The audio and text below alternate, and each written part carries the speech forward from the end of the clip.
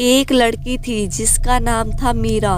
मीरा को पढ़ना बहुत पसंद था और उसके अंदर हर एक चीज़ को जानने की इच्छा थी, क्योंकि वह बहुत समझदार थी। उसके 12वीं क्लास में बहुत अच्छे नंबर आए थे, जिसकी वजह से उसका एडमिशन एक अच्छे कॉलेज में हो गया था। मीरा को उस कॉलेज का हॉस्टल भी बहुत ज़्यादा पसंद आया था, पर उसे क्या पता था कि उस हॉस्टल का कमरा नंबर 303 श्रापित है। मीरा के कमरे का नंबर था 310, जो कि तीसरी मंजिल पर था। मीरा के साथ 2 लड़कियां रहती थी। उनका सेकेंड ईयर चल रहा था। उनमें से एक का नाम था रश्मि तो दूसरी का नाम था पल्लवी। मीरा उन दोनों के साथ बड़ी जल्दी घुल मिल गई। उस मंजिल पर एक कमरा था जिसका नंबर था 303। उस कमरे में कोई भी नहीं रहता था और उस कमरे के बाहर बहुत बड़ा ताला लगा रखा था। 2 महीने के बाद जब एक दिन मीरा कॉरिडोर में घूम रही थी, तब उसे कमरा नंबर 303 दिखा। तो वो सोचने लगी कि हर कमरे में कोई ना कोई रहता है, फिर इस कमरे में कोई क्यों नहीं रहता। वो यह सब सोच ही रही थी कि इतने में उसे कुछ स्टूडेंट को वहाँ से जाते देखा। मीरा ने उनसे पूछा कि यह कमरा बंद क्यों है, यहाँ कोई रहता क्यों नहीं है। यह सुनकर सब बच्चे एकदम से शांत हो गए।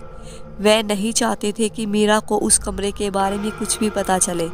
उन्हें लगा कि वह घबरा जाएगी, इसलिए उन्होंने मीरा से कहा कि यह कमरा इसलिए बंद है क्योंकि यह एक स्टोर रूम है। मीरा को यह बात अजीब तो लगी, पर फिर भी उसने इस झूठ को सच मान लिया।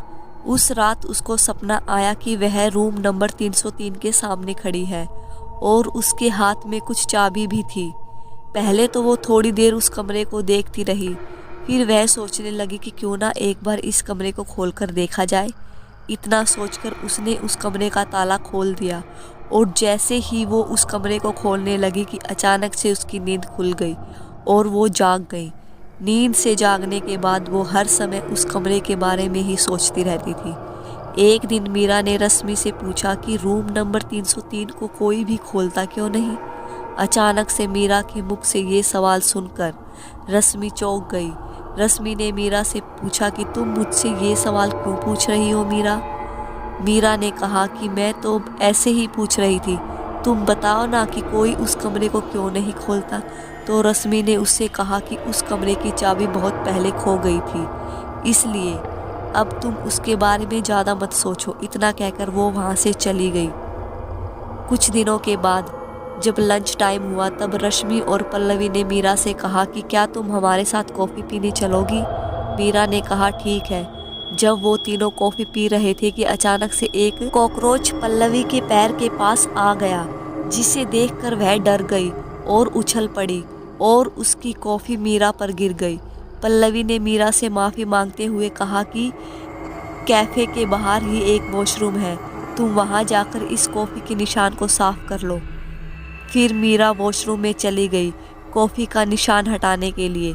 जब मीरा वॉशरूम से बाहर आई तो उसे कुछ अजीब सा महसूस हुआ, जैसे कोई उसका पीछा कर रहा है। उसने पीछे पलटकर देखा तो वहाँ कोई नहीं था, पर जैसे ही आगे मुड़ी तो उसने जो देखा वो देखकर वो दंग रह गई। उसने देखा कि उसके सामने रूम नंबर 303 की चाबी है।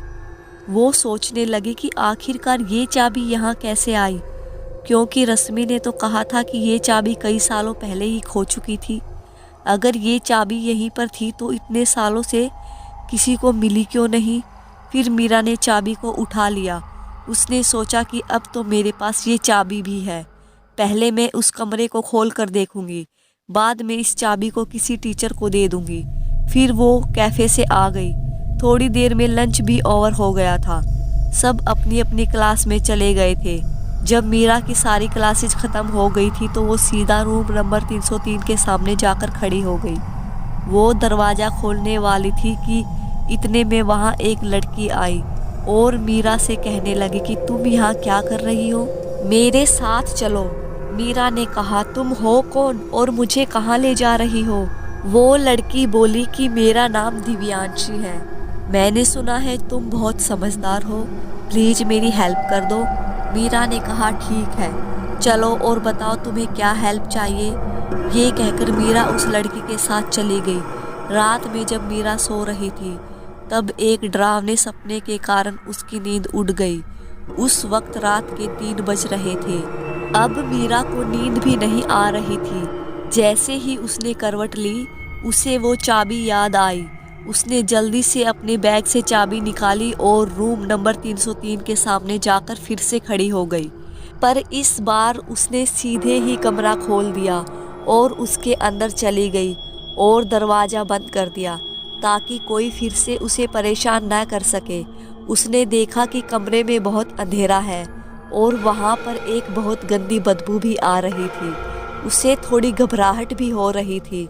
फिर मीरा ने सोचा कि यहाँ पर तो सिर्फ अंधेरा है और गंदी बदबू है, मुझे अब यहाँ से जाना चाहिए। पर दरवाज़ा अब लॉक हो चुका था। मीरा घबरा गई। जब मीरा पीछे मुड़ी तो उसे एक साया दिखाई दिया जो उसी की तरफ बढ़ रहा था। ये देखकर वो डर गई। कुछ पलों बाद वो साया एकदम से उसके सामने आ गया और वो गंदी बदबू उसी से आ रही थी। उस साए को देखकर मीरा ने कहा, तुम? उस साए ने कहा, हाँ मैं, तुम्हारी मौत। ये सुनकर मीरा की चीख निकल गई।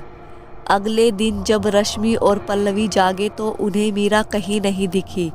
तो वो मीरा को आवाज़ लगाने लगे और जब कोई जवाब नहीं आया तो वो थोड़ा घबरा गए।